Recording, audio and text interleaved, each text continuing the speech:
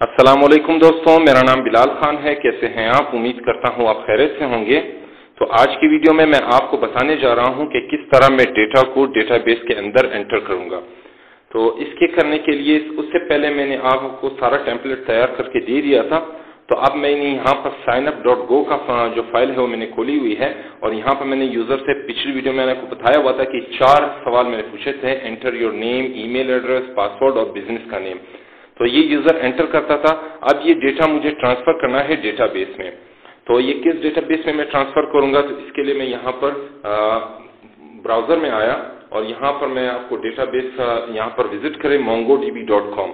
तो ये MongoDB database में इसका यूज करूंगा। आप इसका यहाँ पर एटलस जो कि क्लाउड डेटाबेस है ये भी यूज कर सकते हैं, या अगर आपको सॉफ्टवेयर यूज करना हो GUI MongoDB के लिए तो वो कंपास आप उसको भी इंस्टॉल कर सकेंगे और उसको भी यूज कर सकते हैं। तो इसके लिए मैं यहाँ पर इस पर क्लिक करता हूँ। मैं GUI प्लेटफॉर्म यूज करूंगा। आप इसको लिनक्स, मैक और विंडोज तीनों में यूज कर सकते हैं। तो ये हो, आप इसको देख लें, इंस्टॉल कर लें। मैं पहले से इंस्टॉल कर चुका हूँ इसको। तो ये इंस्टॉलेशन के लिए मैं यहाँ पर सिंपल यहाँ पर आया और कंपास मैं इसको खोलता हूँ। ये MongoDB का कंपास इसका इनिशियलाइज हो रहा है ये प्रोग्राम, तो ये थोड़ा टाइम लेगा। मैं तब तक के लिए यहाँ पर आपको आता हूँ। ये विजुअल स्टूडियो में एक फोल्डर बनाता हूँ और उसको नाम देता हूँ डेटाबेस। तो उस फोल्डर के अंदर ये अभी ओपन हो गया है। पहले इस फोल्डर के अंदर क्या करता हूँ, एक फाइल पर लिखता हूँ, बनाता हूँ db.go। तो ये db.go के नाम से फाइल मैंने अभी बनाई है। अब ये जो है आप इसको कनेक्ट कर दें। कनेक्ट हो जाने के बाद ये थोड़ा लोड होगा, होने में टाइम लेगा। तो ये अब लोड हो गया है। मैं इसको फिर से डिस्कनेक्ट करता हूं। यहां पर मैंने एक क्या कहते हैं, एडिट करता हूं। एडिट करने के बाद इसको कंफर्म करता हूं। उसके बाद ये जो URL है मैंने इसको लेना है, Ctrl+C कॉपी करता हूं, फिर कनेक्ट करता हूं। क्योंकि URL मैंने यूज करना है इस वजह से मैंने इसको कॉपी किया। अब ये कनेक्ट हो गया है।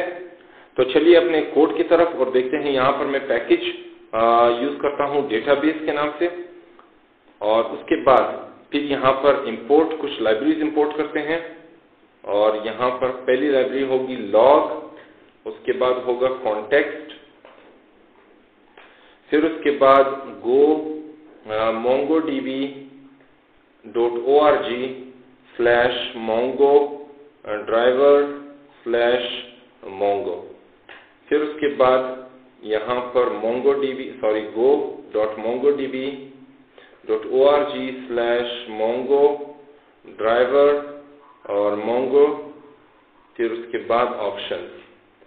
तो ये 2 लाइब्रेरीज मैंने यहाँ पर लिखनी है, 4 लाइब्रेरी सॉरी। तो इसके बाद मैं एक फंक्शन बनाऊंगा और फंक्शन को नाम दूंगा कनेक्शन। तो बेसिकली ये कनेक्शन क्या करेगा, डेटाबेस के साथ कनेक्ट हो जाएगा। तो ये हो जाने के बाद यहाँ पर मोंगो क्लाइंट।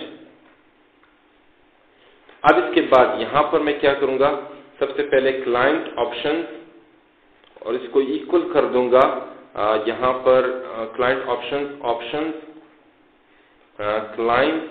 client और यहाँ पर लिखूंगा अप्लाई URI। और इसके अंदर मैंने जो वो कोड URL कॉपी किया था इसको मैंने यहाँ पर पेस्ट कर देता हूँ।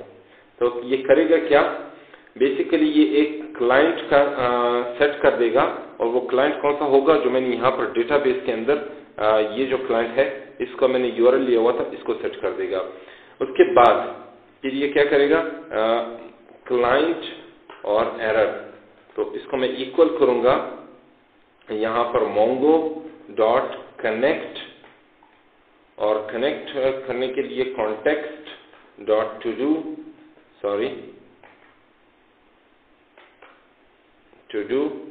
उसके बाद फिर क्लाइंट ऑप्शंस। तो ये बेसिकली यहाँ पर क्लाइंट सेटअप कर देगा। क्लाइंट के सेटअप हो जाने के बाद ये कनेक्ट कर देगा इसके साथ, ठीक है। तो अगर इसमें एरर भी चेक करते हैं, इफ ये error is not equal to nil then log fatal error. तो ये एरर को चेक करेगा। अगर एरर ना आया तो रिटर्न कर दो किसको? क्लाइंट को। ये जो क्लाइंट है जो कनेक्ट हो गया है उसको रिटर्न कर दो। तो ये जो है हो गया है। अब इसके बाद यहाँ पर एक फंक्शन बनाता हूँ दूसरा, और वो फंक्शन बनाने से पहले मैं यहाँ पर सिंपल एक वेरिएबल डिक्लेयर करता हूँ और वेरिएबल का नाम देता हूँ cnx is equal to connection. तो ये जो है कनेक्शन का पूरा फंक्शन जो है वो cnx के इक्वल है।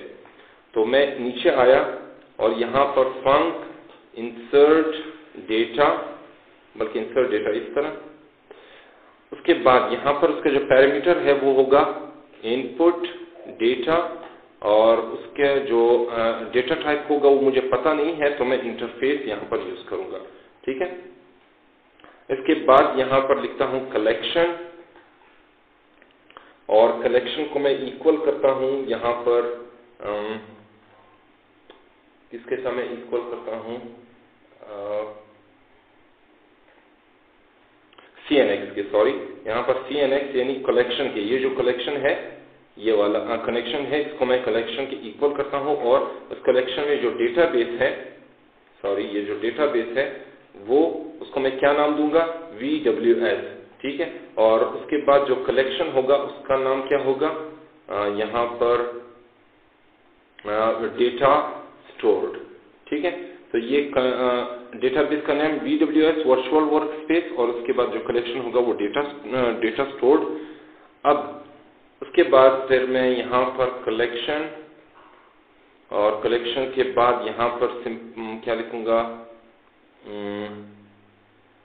कलेक्शन, और यहाँ पर कलेक्शन के बाद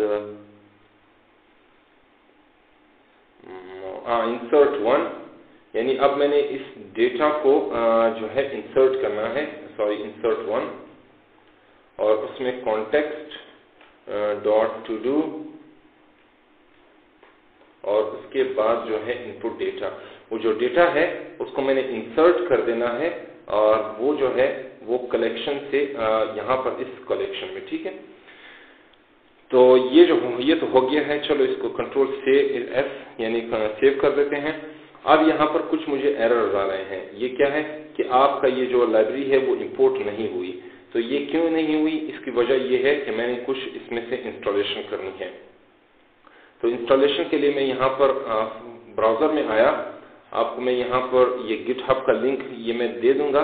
ये मोंगो ड्राइवर में की जो है वो रिपोजिटरी है, आप उसको देख लीजिएगा। यहाँ पर इंस्टॉलेशन का प्रोसेस आपको बताया गया है, तो आप इसको देख लीजिए, रिक्वायरमेंट्स भी हैं। मैं यहाँ पर सबसे पहले आता हूँ, लिखता हूँ डेफ इनिट, ये कुछ टाइम लेगा यहाँ पर।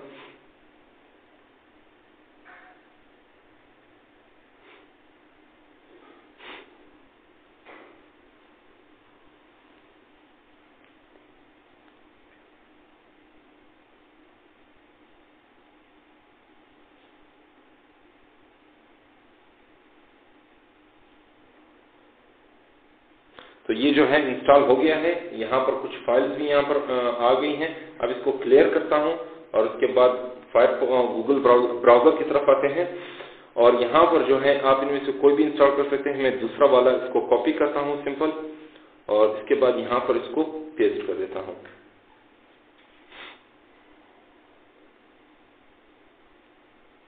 तो ये रिसोर्स को फेच कर रहा है। अब ये भी हो गया। अब इसके बाद डेफ इंश्योर, फिर इसको क्लियर, फिर गो मोड इनिट,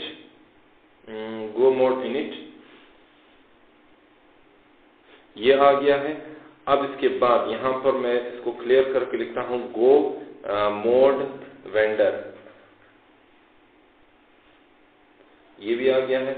अब ये जो है इतनी फाइल्स आ गई हैं, इसको मैंने सिंपल यहाँ से डिलीट कर देना है, और इसको यहाँ पर फिर से एरर आ रहा है, वो कहता है प्लीज री रन, आप फिर से दोबारा रन करें गो मोड वेंडर को। मैं फिर से रन करता हूँ। ये जो है अब ये आ गया है, लाइब्रेरी इसमें जो थी वो आ गई है। तो इसको क्लियर कर देते हैं। अब एरर खत्म हो गया है। यहाँ पर डीबी की फाइल खोली, यहाँ पर भी मुझे कोई एरर नहीं आ रहा, तो ये सही है। उसके बाद यहाँ पर साइनअप का मैंने जो फाइल है वो खोली, और यहाँ पर ऊपर में एक और जो है स्ट्रक्चर बनाता हूँ, और उसको मैं नाम देता हूँ टाइप अकाउंट वेरिएबल्स और स्ट्रक्ट। उसके अंदर मैं लिखता हूँ नेम, उसके बाद है ईमेल, फिर पासवर्ड और बिजनेस। तो ये 4 जो है ये स्ट्रिंग होंगी। तो इसके बाद नीचे आया और इसके यहाँ लिखता हूँ डेटा, डेटा को इक्वल करता हूँ अकाउंट वेरिएबल्स के, और इसमें जो होगा पहला होगा कंबाइंड नेम, ये जो नेम यहाँ से है इधर ये वाला, तो ये नेम ले लेगा। उसके बाद फिर होगा पीडी ईमेल, उसके बाद पीडी पासवर्ड और उसके बाद कंबाइंड बिजनेस। ठीक है, इसको सेव करते हैं। एक और यहाँ पर अब डेटाबेस के अंदर db की .go की फाइल है और उस go की फाइल के अंदर इंसर्ट डेटा का फंक्शन है। तो मैं डेटाबेस इंसर्ट डेटा और इसके अंदर मैं लिखता हूँ डेटा।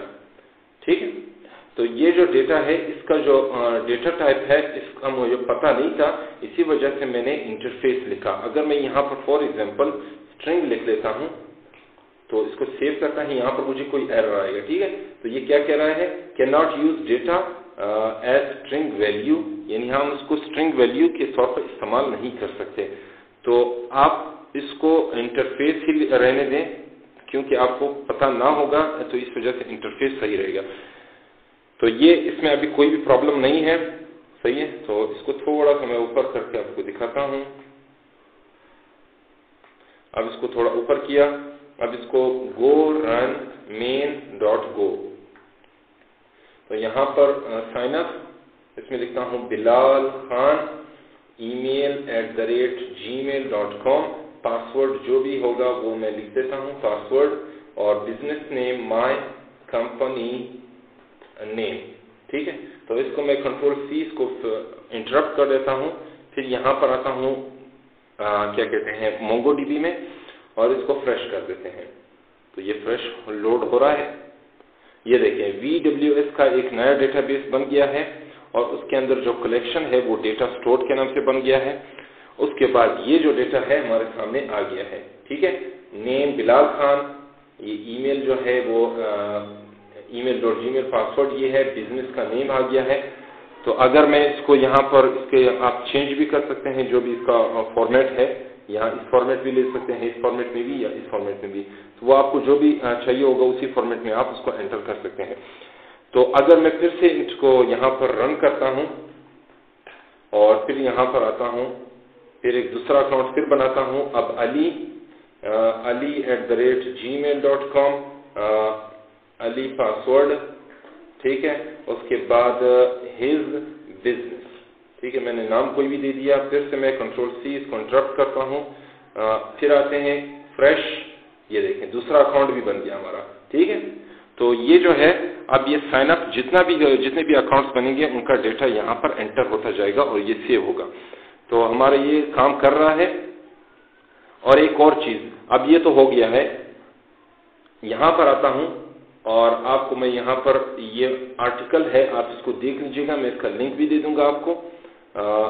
यहाँ पर जो है MongoDB Go ड्राइवर ट्यूटोरियल, यहाँ पर इसका सारा इंस्टॉलेशन का प्रोसेस, और इंस्टॉलेशन के बाद यहाँ पर जो क्रिएट अ वायर फ्रेम, और उसके बाद कनेक्ट टू MongoDB, ये MongoDB के साथ कनेक्ट करना, उसके बाद बेसन ये जो भी है CRUD ऑपरेशन, ये सारा आपको तफसील के साथ बता देगा कि इंसर्ट कैसे करना है डेटा को, फाइंड कैसे करना है, अपडेट कैसे करना है, और आखिर में डिलीट कैसे करना है।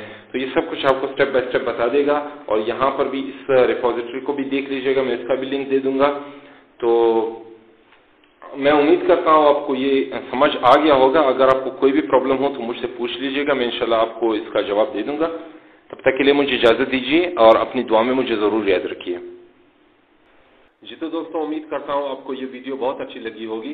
अगर ये वीडियो आपको पसंद आए तो मेरी इस वीडियो को लाइक करें और अपने दोस्तों के साथ शेयर करें, और मजीद इस तरह की वीडियोस हासिल करने के लिए मेरे चैनल को जरूर सब्सक्राइब करें।